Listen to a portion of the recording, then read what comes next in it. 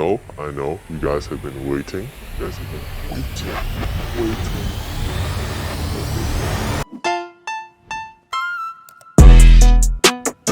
What is good, YouTube? This is a moment that y'all have been waiting for J-Tech to finally reveal his face to you guys. And I'm super excited to do this. I mean, I've been hiding behind a cat for so long. Are you ready to finally see who I am? Because I'm ready to show y'all. First and foremost, I want to thank everyone who has been supporting my channel through the thick and the thin.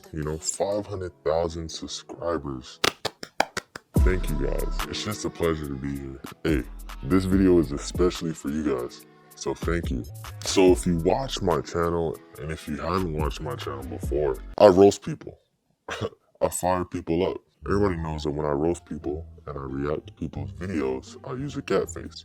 Well, I'm tired of using that cat face now, and I'm ready to show my face. Now, of course, I know there's people out here that have been waiting for me to do this just so they can roast me right back. Now's your chance.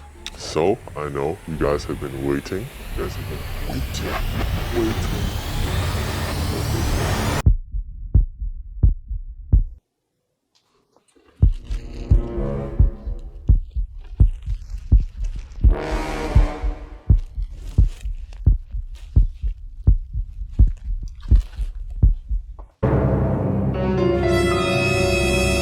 Oh, you thought you was fun to see a 13-year-old boy? So, a lot of y'all thought you was finna see a little 13-year-old boy on here. Yeah, y'all thought y'all finna see J-Tech, but I'm not J-Tech. J-Tech has chosen to leave the channel to go on to do bigger and better things, and he actually gave the channel to me. Now, this channel is about to be completely different than what you guys are used to. Before, J-Tech was posting a lot of roasting videos, a lot of videos, getting on people's head tops, but that's not how it's gonna be anymore. I'm about to switch up the game. Now, I know a lot of y'all came on here, looking for one thing, and now you're about to get a whole nother thing.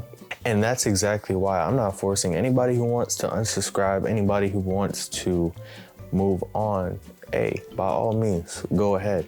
If you wanna stay, I'm sure you'll be blessed, you feel me? Trust me, I'm not a boring dude. This channel is about to be lit. It's about to be fire.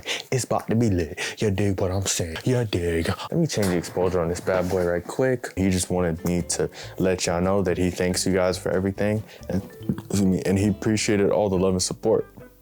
But it was time for him to move on. Now I'm taking over the channel. So I'm gonna give you guys a backstory about me, so y'all know a little thing about me. You feel me? You feel me? All right. I'm a videographer. That's what I do. I shoot videos and I edit videos, and as y'all could see, the camera quality is better than most YouTubers, you feel me? And that's what I do. I started when I was in college. I was never popular, I was never not popular, I was always in the middle going through high school. So when I got to college now, I started meeting a lot of people. I started meeting all types of people, you feel me? And by the time I got to my second year, I picked up my camera for the very first time. I bought a camera and I bought a laptop. During that year, I took off. I went ballistic. Everybody started peeping my videos, the videos that I was shooting and editing, and they just loved them. And I gained a lot of popularity. I gained a lot of clout off of doing that. Now, because I never grew up with that kind of attention, I was a church boy. I grew up going to church. My mom always made sure we went to church and things like that. So when I got to college and I started seeing, the drinking, the smoking, and all these kind of things, it was almost like, it was like, whoa, and that's like what I got involved into. So, when I started getting involved into the drinking and the smoking, and remember, I started getting attention from shooting videos and things like that, I didn't know how to act. Being good at videos and things like that put me in a lot of places that a lot of people wish they could be at. Within about a year or so, Mr. Smooth Geo reaches out to me and we start working together. We start connecting, and that opened the door to a lot of other stuff. I started meeting a lot of different celebrities out there, and within my mind, I was just like, yo, I'm about to be huge. I'm about to be big. You know what I mean? I met people like DDG and Mystic Got Jokes and just all these different people because of, the people I was working with. So that was a blessing. Now here's the thing. When you first get to college and you start realizing like, okay, like the drinking and the smoking and all that type of stuff, it was fun for me in the beginning, but then after a while, I started feeling really empty on the inside. And the problem with that was that I had a lot of things that I wanted, that I felt like, you know, I felt like I was there. I felt like I made it. You know what I mean?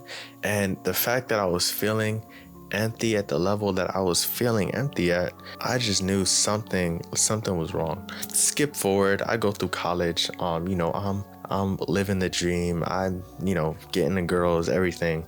And then I end up moving to Miami, right? So when I'm in Miami, I end up having a dream one random night, right? In this dream, I'm in this mansion and I see these guys dressed up in cloaks. Okay, I see these guys dressed up in cloaks. Now, I don't know what exactly they were doing, but I seen them in cloaks. I seen them with masks on. I seen like, it was almost like a cutscene, right? And I see these cloaks folded up and I see names that were written on the back of the cloaks. They were the names of the people that were around me at the time. So the fact that I had this dream one random night, keep in mind, y'all, I was not having dreams like that all throughout college. So the fact that I had this dream, this one random night, and I see these people in a mansion and they have cloaks on with masks on, and there are candles lit, by the way. Candles were lit, okay? It looked like an Illuminati ritual, and that's what I believe it was. So the moment I woke up, I felt within myself, I was like, yo, that was the Illuminati, bro. And the fact that I was meeting a lot of celebrities at the time, you know, the places that I was going and the kind of life I was living, it shook me up because I grew up in a household where we went to church and things like that. So I end up kind of thinking about it, you know, didn't really shift. I didn't do anything differently. I just kept it at the back of my mind, but definitely the fear of God started creeping up on me. And like I said, during this point in time, I was feeling empty. I was feeling like just, you know, my mental health was not well at this point in my life. Now, keep in mind, remember, I had a dream about the Illuminati. So a couple of weeks later, me and my brother, Gio, well, we ended up doing a video with a whole bunch of girls. And there were 2 people there. And we went out to eat with them afterward. And I didn't even start this conversation. I had nothing to do to influence this conversation. But this person exposed the whole entire Illuminati to us. This person told us everything about what was going on in the industry. And I want to emphasize this. This person has been in the industry for a while. They know and have met a lot of different people. So we're not at a table with some little dogs. No, we're there at a table with 2 well-known influencers. You feel me? And here's this person telling us about the Illuminati, bro. So this person telling me that the Illuminati is pretty much a financial organization with a lot of money, and they have their hands and foot in everything around the world and all the things that happen. Like, we don't know their faces, you know, they hide behind the wall, but they control the influence. So I'm hearing all of this. He's telling us how there's a reason why when you put bones and skeletons on a shirt, there's a reason why it gets a certain amount of attention and things like that. And I'm like, okay. So he starts talking about symbolism. You know, everybody knows the whole boom and the triangle and all those Illuminati symbols. And he starts like telling us about that.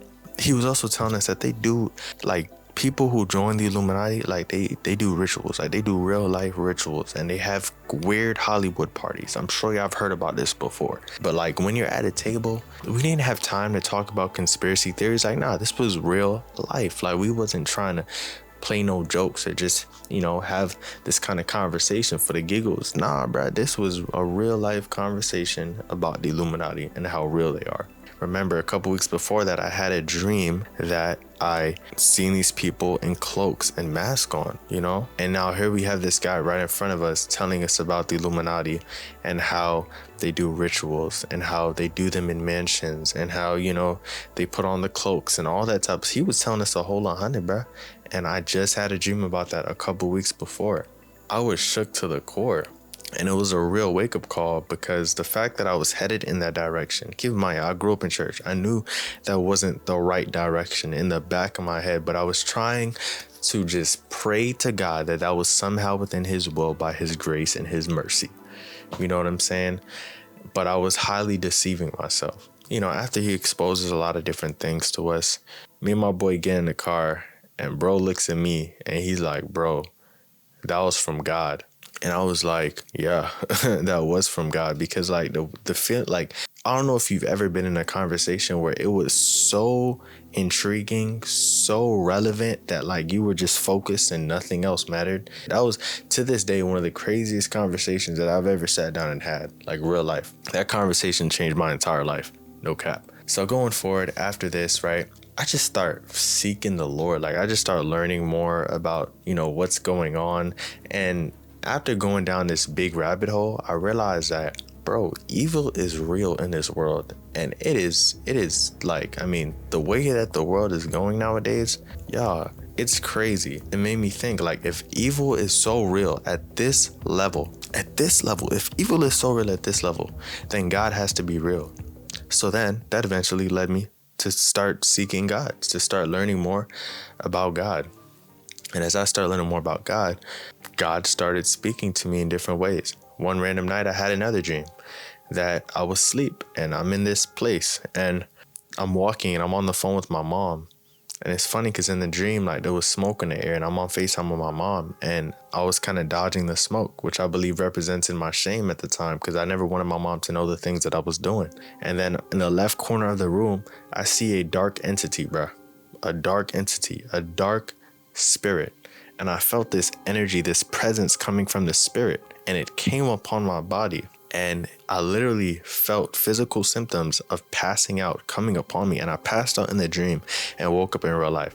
Y'all, that was the scariest experience. One of the scariest experiences I've ever had. And I woke up immediately and I prayed to God and I asked the Lord to remove me out of this situation. I just asked God to put me where he wants me to be. And kid you not, I end up moving back home where my mom is, my mom who was on fire for God, and I'm moving back into her household. From there, God ends up giving me a whole bunch of dreams. Like I was having random dreams at night. Every dream I would have, it would just lead me closer.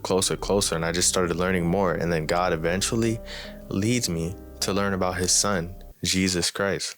And one night I'm watching a video. I believe it was a preacher, speaking about the Lord Jesus, and I felt this very strong feeling come upon me, like literally fill my heart up.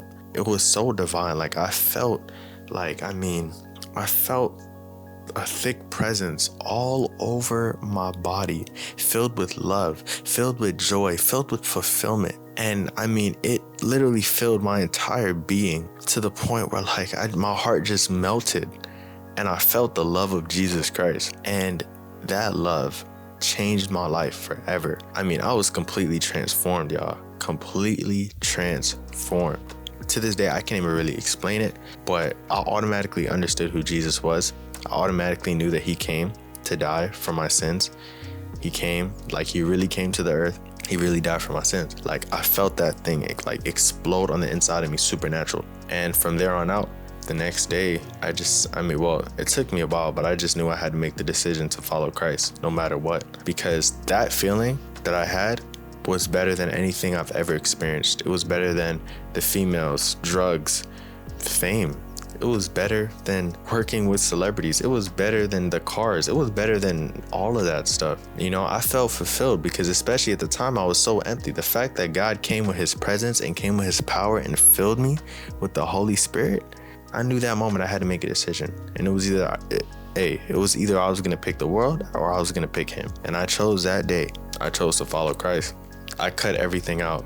Not gonna say it was a whole easy process or nothing, or anything like that. But most of the things that I struggled with, I cut out and I stopped doing. Stopped going out. Stopped sleeping with girls. The Holy Spirit I just didn't have a desire for those things anymore. And so I didn't want to make this testimony too long because I may come on here and talk about it again. But yeah, guys, it was a crazy experience. This is a short part of my testimony. Just wanted to share with y'all as an intro coming on this channel. So as you guys could see, this channel is going to be about God. This channel is going to glorify Christ. And because that's my testimony, I came from being one person, a party animal, a dude who was about all the girls, about all the shorties, doing it all, to now serving God. And I feel like I want to encourage a young person out there who doesn't know their identity, who is trying to find it in drugs. They're trying to find it in females and pornography and all those kind of things, and they're realizing it's not fulfilling them. They don't feel fulfilled. Like, they still feel empty. I'm telling you right now, God is here to fill you. God is here to heal you. So in conclusion, if my story, my testimony has inspired you in any way, shape, or form, guys, please hit the subscribe button, like, and comment. I know there's going to be a lot of trolls. I know there's going to be a lot of people that have something bad to say or whatever, but it's okay. It's all good. So guys, be blessed. Have a wonderful day. And please stay tuned for more. I'm going to be making a lot of fun, creative, and inspirational content that glorifies God. And it's going to be interesting. Yeah, thank you guys for watching. Peace.